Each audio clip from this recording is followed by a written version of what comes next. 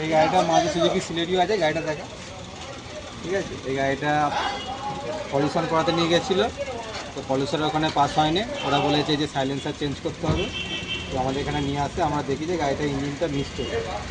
ঠিক আছে, এই যে দেখি ইঞ্জিন কাঁপছে, আর এমআইএল লাইটটা জ্বলছে, এমআইএলটা দেখো।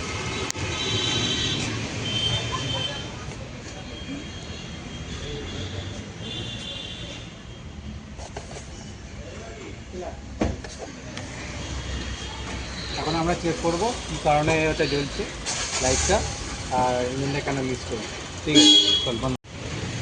আমরা স্ক্যানার লাগিয়েছি, ঠিক আছে, স্ক্যানার লাগিয়ে চেক করবো এমআইএলটা কী কারণে জ্বলছে, কী ডিটিসি আছে, সে তার এগেন্সে কাজে।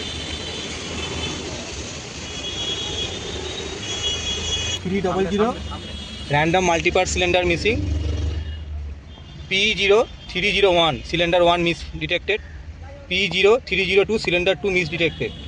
র্যান্ডমলি যে প্রত্যেকটা সিলিন্ডারই প্রবলেম দেখাচ্ছে। ঠিক আছে, তার সঙ্গে ওডু সেন্সারের প্রবলেম দেখাচ্ছে এখানে। তো আগে আমরা সিলিন্ডার কেন মিস চলছে সেটা আগে দেখবো, কেন মিস হচ্ছে। ঠিক আছে, দেখা যাক। প্লাগ হতে পারে, ইগনিশন কয়েলও হতে পারে। ঠিক আছে, 3টে কয়েল নিয়ে আসা হয়েছে। ঠিক আছে, মারুতি জেনুইন পার্টস আছে, এই যে পার্ট নাম্বার, অবশ্যই জেনুইন পার্টস লাগাবেন। এই পার্ট নাম্বার, 3টে প্লাগও নিয়ে আসা হয়েছে। ঠিক আছে, এই যে পার্ট নাম্বার।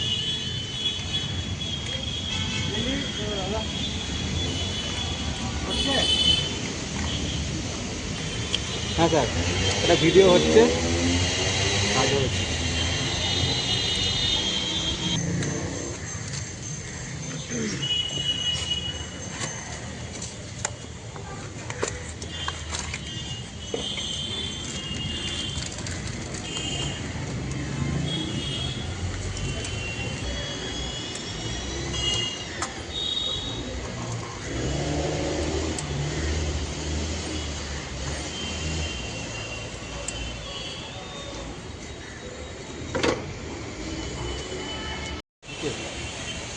তো আমরা ভেবেছিলাম কয়েল খারাপ আছে, প্লাগ খারাপ আছে। তো কয়েল দেখলাম যে ঠিক আছে, যেহেতু গাড়িটা অনেক ধরে পড়েছিল, তো তেলটা একটু খারাপ হয়ে এসছে। তো তেলটার জন্য আমাদের ইঞ্জেক্টর যে আছে 3টে ইঞ্জিনে, তার মধ্যে এক নম্বরের ইঞ্জেক্টরটা শর্ট হয়ে গেছে, টোটালি ও কাজ করা বন্ধ করে দিচ্ছিল, যেহেতু গাড়িটা প্রচুর মিসিং হচ্ছিল আর পলিউশনও পাস হয়নি। ঠিক আছে, তো আমরা একটা ইঞ্জেক্টর পাল্টেছি। এবার দেখার পর দেখলাম যে গাড়িটা নর্মাল আছে আর কোনো ডিডিসিও আসে না। ঠিক আছে, চল।